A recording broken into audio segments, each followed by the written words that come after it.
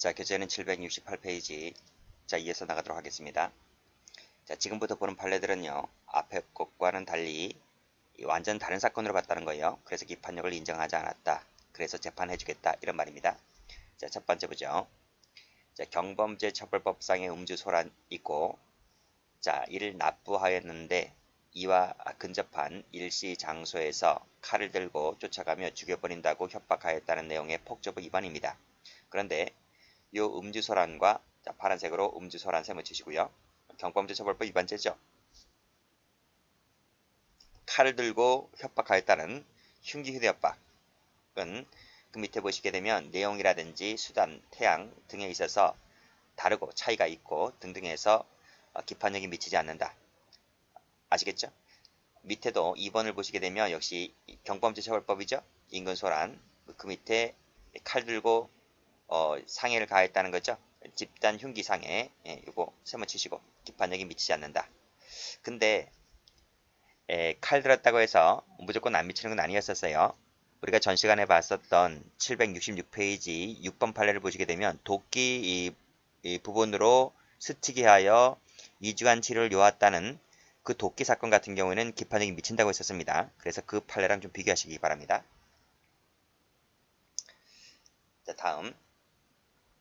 그러니까 일단은 여기 1번하고 2번을 묶어보시고요. 묶어보시고 이건 기판력에 미치지 않는다. 그냥 외워버리시면 됩니다. 3, 4번도 묶어보시고요.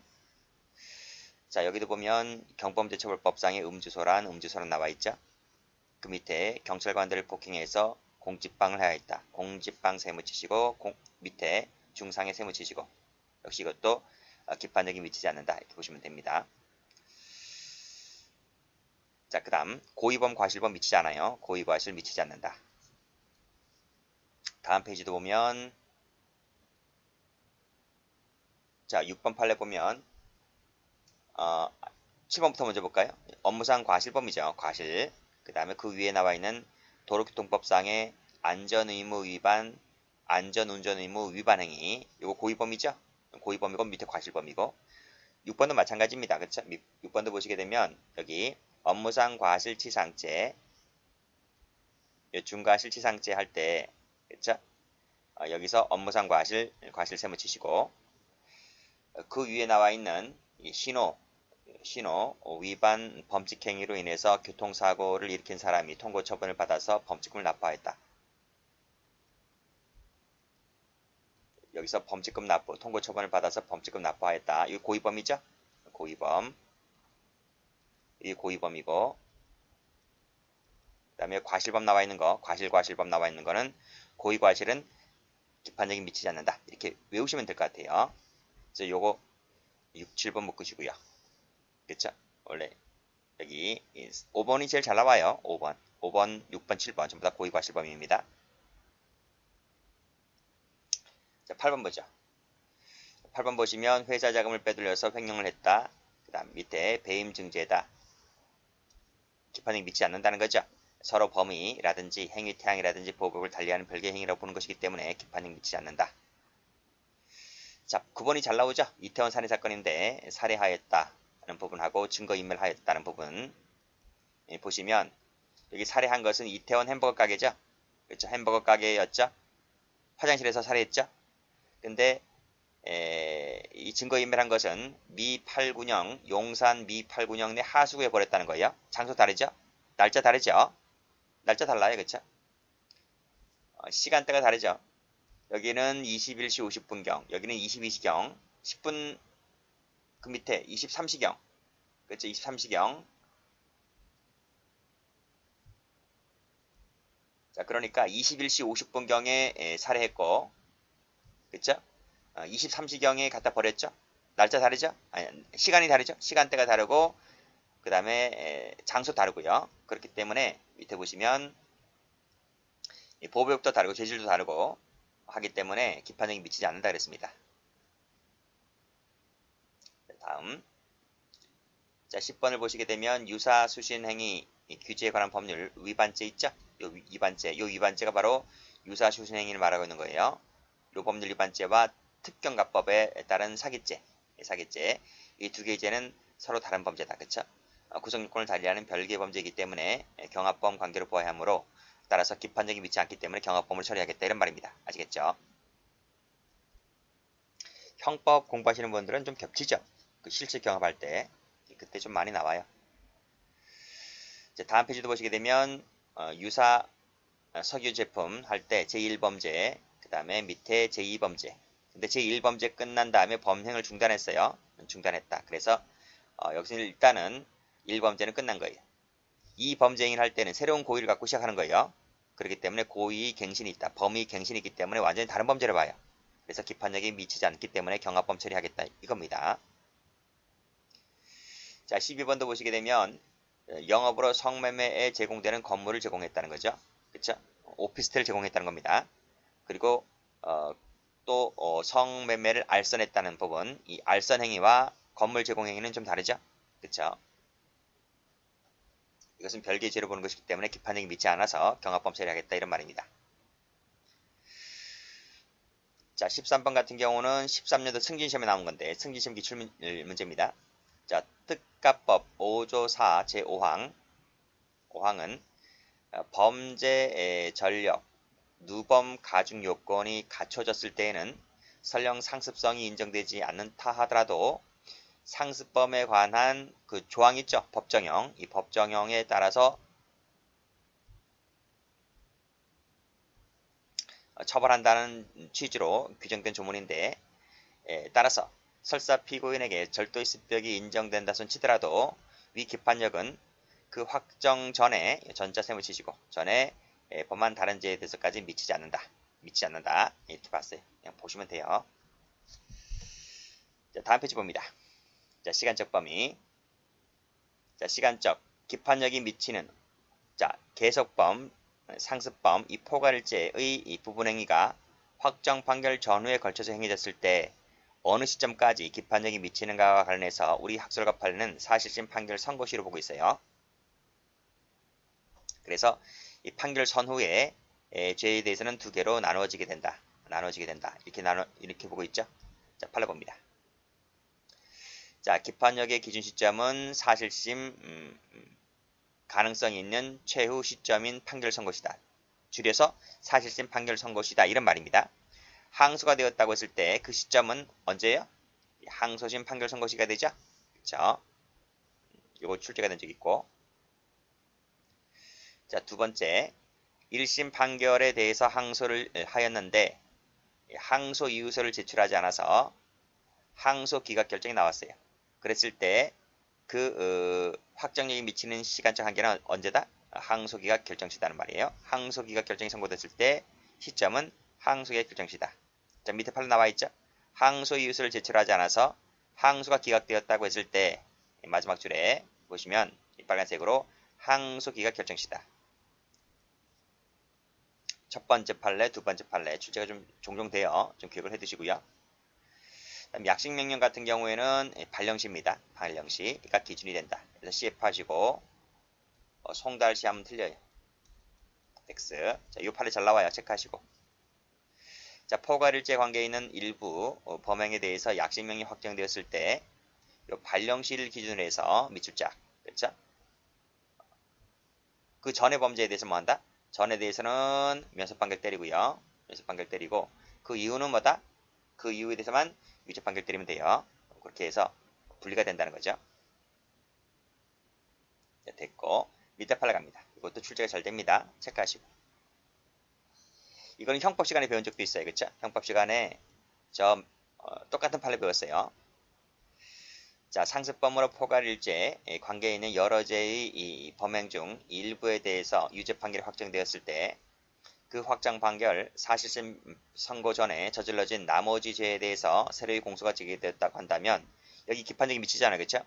여기 기판력이 미치는 부분이기 때문에 면소 판결 때리면 돼요. 이 면소 판결 때리려고 한다면 조건이 필요합니다. 이 기소를 할 때마다 기소를 할 때 상습범으로 기소가 되었다는 것이 전제효과 조건이 달했을 때 면소 판결 때리는 거예요. 상습범으로 기소가 안 되면 면소 판결 못 때려요. 일단 끊고요. 그래서 상습범이 아니라 단순히 기본 범죄로 처단되는데 그쳤을 때는 이건 무슨 말이죠? 이것은 단순 사기로 기소가 되었다 이런 말입니다. 상습범으로 기소된 것은 상습사기죠. 상습사기로 기소된 거고요. 기본 범죄 요건으로 처단됐다는 것은 단순 사기로 기소가 되었을 때는 그런 말이. 그랬을 때는 그 기판력이 사실심 판결 선고 전의 나머지 범죄에 대해서는 미치지 않습니다. 아시겠죠? 그 전에 나머지 범죄에 대해서는 미치지 않는다. 됐어요? 이런 얘기예요. 형법 시간에 배웠는데 여기 사기, 그쵸? 여기 사기, 여기 사기, 여기 사기. 즉 갑이란 친구가 그쵸? 사기를 범했는데 1월 1일날 사기치고 2월 1일날 사기치고 3월 1일날 사기치고 4월 1일날 사기쳤단 말이에요. 이 네 가지는 전부 다 포괄일죄란 말이에요. 포괄일죄. 포괄일죄 상습사기로 상습사기가 된단 말이에요. 아시겠어요? 근데 수사관이 밝혀낸 것은 요 세 개밖에 못 밝혀냈어요. 이 네 번째 사기에는 못 밝혀냈단 말이에요. 피고인이 안 불어서 자백을 하지 않아서. 그러니까 일단 세 가지는 밝혀냈단 말이에요. 그래서 이 세 가지를 어떻게 했다? 기소한 거지. 기소. 상습사기로 기소했다. 아시겠죠? 여기서 어떻게 됐어요? 여기서 유죄 판결 나왔어요. 유죄 판결 나왔다. 라고 했을 때 요 기판력은 요 유죄 판결의 기판력은 이 판결이 나왔던 시점을 기준으로 해서 그 전까지 전부 다 미쳐요. 이렇게 다 미쳐요. 이렇게 다 미치는 거예요. 아시겠죠? 아시겠죠? 그래서 이 검사가 나중에 요 4월 1일 날 했던 사기를 나중에 추가 발견했어요. 추가 발견해서 기소했단 말입니다. 기소했다고 했을 때 여기서 무슨 판결 때린다? 기판력. 여기 이 죄에 대해서까지 기판력이 미치는 것이기 때문에 따라서 이 부분을 추가를 기소했다 할지라도 여기서 무슨 판결 때립니까? 면소 판결 때린다는 말이에요. 면소 판결 나온다. 아시겠죠? 왜냐하면 이 사건까지 재판 효력이 미치기 때문에 여기서 별도로 재판할 것이 없단 말이에요. 그러려고 한다면 첫 번째 처음에 이 세 가지 기소할 때 뭐한다? 상습범으로 기소를 해야 된다. 이런 말입니다. 그런 얘기 나와지고 있는 거죠. 다시 한번 읽어볼게요. 상습범으로서 그쵸? 상습범으로서 포괄일죄의 관계에 있는 여러 죄의 사실 중에서 그 일부에 대해서 유죄 판결이 확정되었을 때 요 세 가지죠? 요 세 가지에 대해서 유죄 판결이 확정되었을 때 그 사실심 판결 선고에서 저질러진 나머지 죄 이거죠? 요 네 번째 이 전체 다 미치니까요. 나머지 대해서 서로 공소가 제기되었다고 한다면 여기서 뭐한다? 면소 판결 때려준다.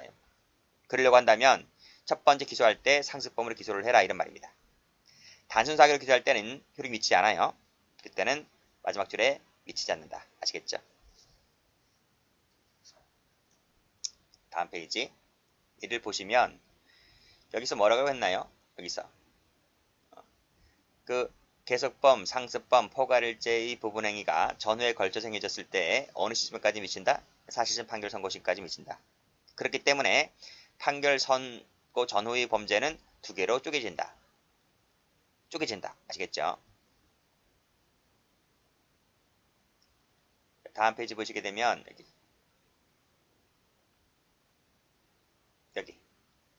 요팔라 보죠.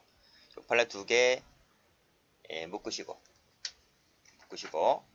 그 다음에 그 위에 두 개 묶으시고 요 판례들은 전부 다 형법 시간에 똑같이 나와요. 그래서 여기 한번 볼까요? 상습사기죠. 포괄일죄죠. 1년의 사기범행 중간에 이 동종이죠. 밑에 동종이죠. 그렇죠.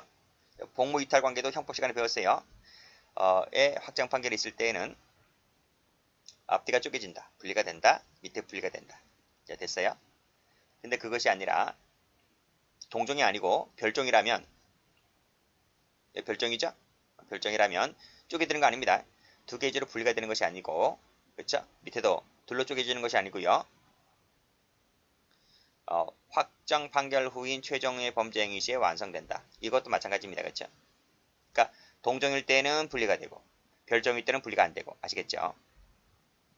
이거 한번 봐봐요. 이거 보시면 여기 사기,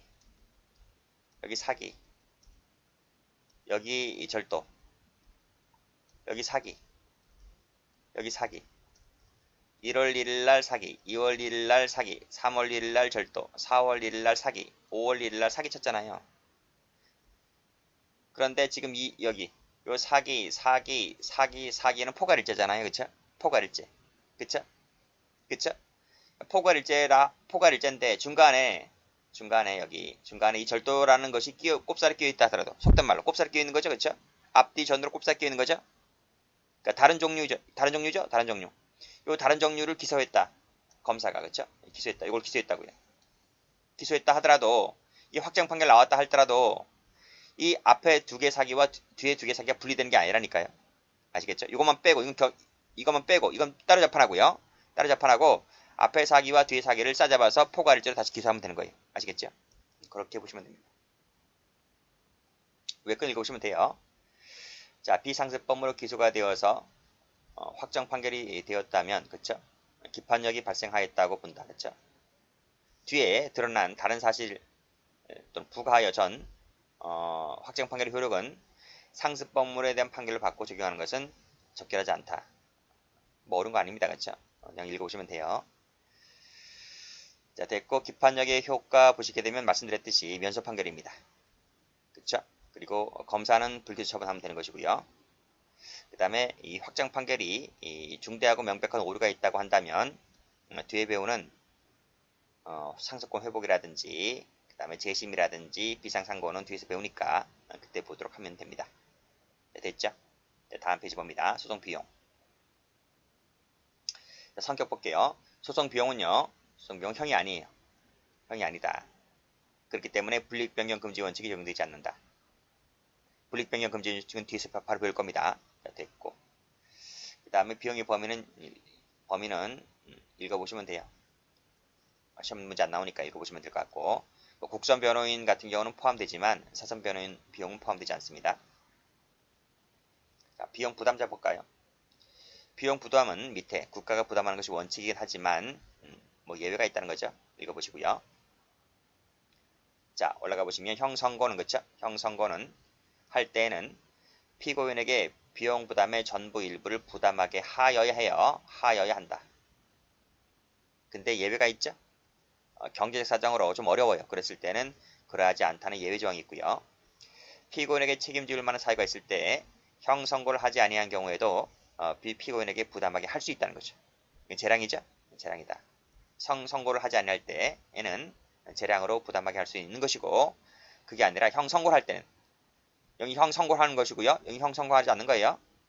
아시겠죠? 형선고를 할 때는 부담하게 해야 되는 것이고 형선고를 하지 아니할 때는 아니할 때라 하더라도 책임질 만한 사유가 있을 때는 그자에게 부담하게 할 수 있는 것이고 이렇게 보시면 됩니다. 연대부담 가능하네요. 다음 자 검사만이 그쵸? 검사만이 상소나 재심 청구를 했을 때 그 상소나 재심 청구가 기각되거나 취하됐을 때에는 피고인에게 부담시키지 못해요. 자 고소고발인 자 고소고발에 의해서 공소를 제기한 사건에 대해서 피고인에게 무죄가 나오거나 면소가 나왔습니다. 그랬을 때 그 고소인 고발인에게 고의나 중대한 과실이 있을 때에는 그자에게 이 그자가 누구지? 고소고발인이죠? 그자에게 부담하게 할 수 있는 거죠. 재량이죠? 재량이다. 자, 검사 아닌 자네요. 검사 아닌 자. 이 검사 아닌 자에는 밑에 각주를 보시게 되면 여기 피고인도 포함된다 그랬어요. 체크하시고요. 아닌 자가 상소나 재심 청구를 했을 때 이게 기각되거나 취하됐을 때는 그자에게 그죠? 이 그자에게 역시 부담하게 할 수 있는 것이고요. 재량이죠? 이거 조심하시면 돼요. 취하도 마찬가지고요. 똑같다 이거예요. 앞 페이지 다시 한번 가볼게요. 앞 페이지에서 마지막에 재량이죠? 이것도 재량이죠? 재량이 아닌 게 뭐예요? 이 재량이 아니죠? 이 부분이 재량이 아니다 이거예요. 물론 예외가 있긴 하지만 그렇죠? 예외가 있긴 하지만 원칙적으로 이건 재량이 아니다 이거예요. 선고할 때 조문 나오면 조심하시고요. 자, 그 다음 페이지 절차 보세요. 재판으로 소송 절차가 종료될 때 피고인에게 비용 부담을 할 때에는 직권으로 재판한다. 비용 부담은 직권, 그렇죠? 그 다음에 그 전항의 재판에 대해서 본안 재판에 대해서 상소할 때 한해서는 불복할 수 있다. 뭐 됐고 여기 제3자 재판 나왔네요. 그치? 재판으로 소송 절차가 종료될 때 피고인 아닌 자에게 역시 소송 비용을 부담하게 되고 역시 직권이죠. 직권. 여긴 즉시항고 가능하네요. 즉시항고. 다음 페이지 보시면 여기도 직권이 나왔네요. 그쵸? 즉시항고 가능하네요. 그 다음 밑에 산정. 검사가 산정하네요. 이의신청할 수 있고요. 그 다음에 밑에 벌금, 과료, 몰수, 추징, 과태료, 그쵸? 소송 비용. 여기 소송 비용 문제 나오죠? 여기서 검사의 명령에 따라서 집행합니다. 이 재판 집행 비용은 집행받은 자의 부담을 하고요. 자, 빈곤을 해서 완납할 수 없을 때에는 확정 후 10일 내에 전부 일부에 대한 집행 면제 신청할 수 있네요.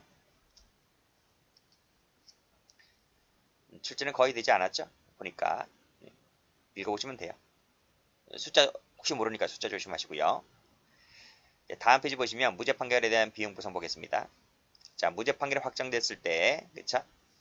국가는 당해 사건의 피고인이었던 자에 대해서 그 재판에 소요된 비용을 보상해야 됩니다. 의무적이죠? 의무적. 여기에 뭐가 포함돼요? 여기에 예를 들면 뭐 변호사 비용 등이 포함되는 거예요. 변호사 비용 이런 거 다 포함되어서 피고인에게 비용을 보상해야 된다. 다음 같은 경우에는 전부 일부를 보상하지 아니할 수 있네요. 네 가지 묶으시고요. 어떤 거? 거짓 자백했다든지 경합범죄 일부에 대해서 무죄가 나왔다든지 나왔는데 다른 죄는 유죄가 나온 거예요. 다른 죄는 유죄. 그다음에 형사 미성년자나 심신상실 등의 사유로 무죄가 나왔을 때, 그렇죠? 그다음에 책임지을 만한 사유가 있을 때, 그럴 때는 전부 일부를 보상하지 아니할 수 있다는 것입니다. 자, 이건 합의부 관할이죠. 합의부에서 결정한다. 이게 중요합니다. 2항. 그래서 안 날로부터 3년 동그라미. 무죄 판결이 확정된 날로부터 5년 동그라미. 이거 조심하시고요. 여기에 대해서 돈 문제지, 돈. 비용 보상이니까 돈 문제죠. 즉시항고 가능합니다. 범위 볼게요. 자, 비용 보상의 범위는 피고인이었던 자, 변호인이었던 자가 공판 준비나 공판기를 하는데 필요한 이 여비 일당 있죠. 숙박료라든지 변호인이었던 자에 대한 보수 문제에 한한다는 거예요. 그쵸? 그 다음 나머지 읽어보시고 밑에 신용균형 보시고 여기까지 합니다.